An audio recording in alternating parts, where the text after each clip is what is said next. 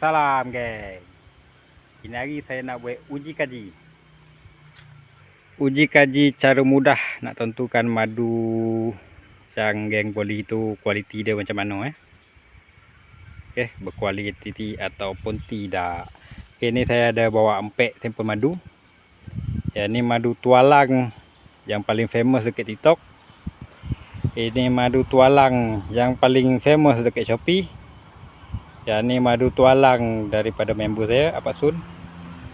Dan untuk bersaing dengan madu tualang ni, pasal saya peternak kelulut, yang boleh bersaing dengan madu tualang Terminata lah, daripada segi rasa dan aroma dia.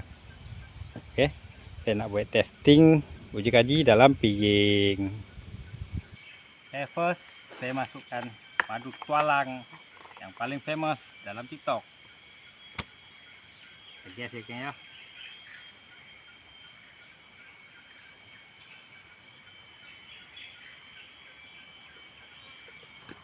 Second, yang paling famous dalam Shopee.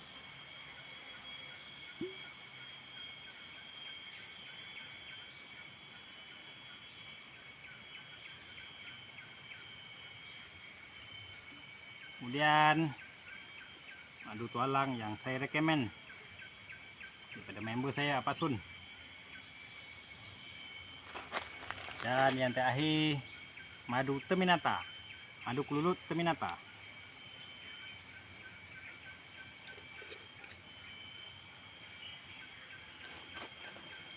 So, yang ni saya uji kaji ni untuk panggil lobah datang. Lobah, rama-rama ataupun kelulut. Ini untuk menguji aroma lah ya geng ya. Bagi yang tak biasa dengan madu, memang susah nak tahu aroma bunga ni. Tapi kalau kita uji kaji dengan lobah, itu paling mudah lah. Okey, jom kita saksikan.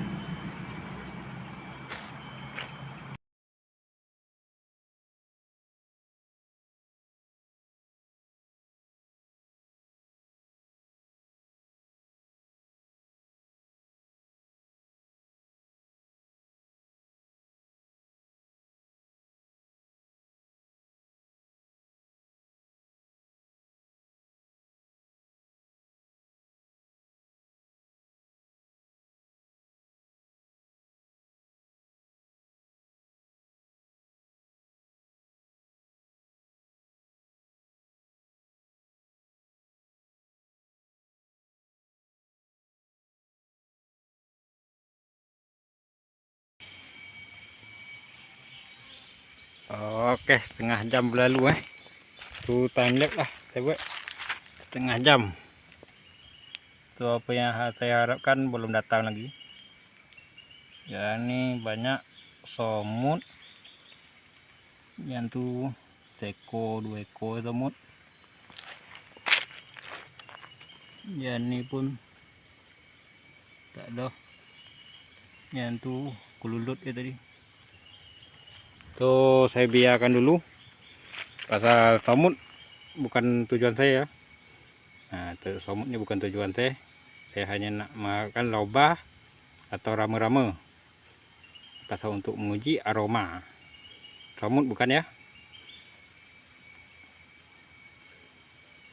So kalau mana-mana geng yang nak buat uji kaji aroma ni, tak payahlah letak atas tanah. Letaklah atas bondo bergalih. Cuma saya tak letak atas bondo bergalih.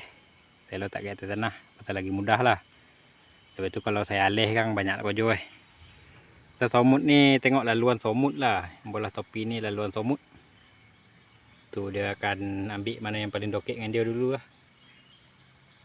Setiap tempat tu pun ada somut tu nah. Tu ada somut. Yang tu pun ada somut. Yang tu pun ada somut tu.